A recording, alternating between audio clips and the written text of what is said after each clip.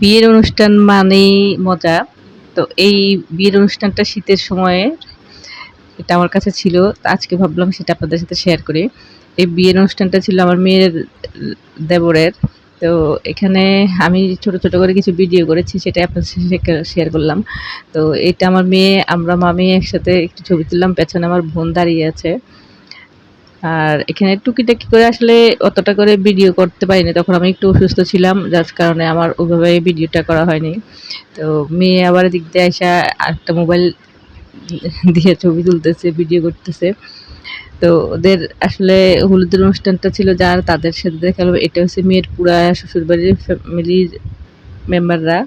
ওর দেবর, ননদ, শাশুড়ি, তারপরে মেয়ের জামাই সবাই এখানে বসে ওরা হলুদের অনুষ্ঠানটা উপভোগ করতেছে। তো ছোটখাটো একটা অনুষ্ঠানের মধ্যে আসলে সুন্দর করে অনুষ্ঠানটা হয়েছে। আর এই ধরনের ফ্যামিলি অনুষ্ঠান যখন হয় তখন কিন্তু আলাদাই একটা আনন্দ লাগে। ওরা এখানে যারা আছে সবাই ওদের ফ্যামিলি মেম্বার। আর এখানে সবগুলা একরকম শাড়ি পরেছিল। ওরা মেজেন্টা কালারের একটা শাড়ি, আসলে মোবাইলে কালারটা তেমন ভালো আসতেছে না। আর ছেলেরা পরেছিল মেজেন্টা কালারের পাঞ্জাবি। তো যারা আসতে পারছে ক্যামেরার সামনে কিছু অংশ এসেছে, একটা দুইটা করে আসতেছে। আসলে এই অনুষ্ঠানগুলো বাচ্চাদের জন্যই মজা, ওরা দুষ্টামি করে, মজা টজা করে, এটা ভাল লাগে। আর আমরা তো বয়স্করা একটু বসে বসে দেখি বাচ্চাদের আনন্দগুলা। এখানে শুধু আমি হলুদ অনুষ্ঠানটাই আসলে রেকর্ড করেছি, অন্যটা তেমন পারিনি।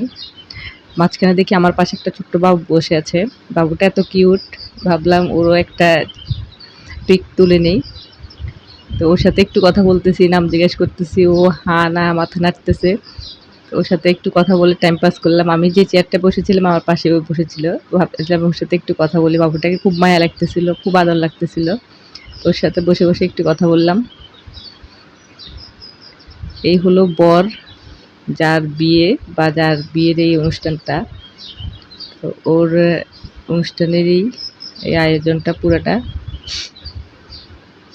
এই স্টেজগুলো সাজানো থেকে শুরু করে সব কিছুই কিন্তু আমার মেয়ের ছোট দেবর যে সে করেছে। ও মাশাআল্লাহ খুব ভালো এই ধরনের কাজগুলো করতে পারে। তো ওরই অ্যারেঞ্জমেন্টে ওই পুরা কাজটা হয়েছে। তো আপনাদের কাছে কেমন লাগলো ছোট্ট একটা ব্লগ? আজকে এই পর্যন্তই।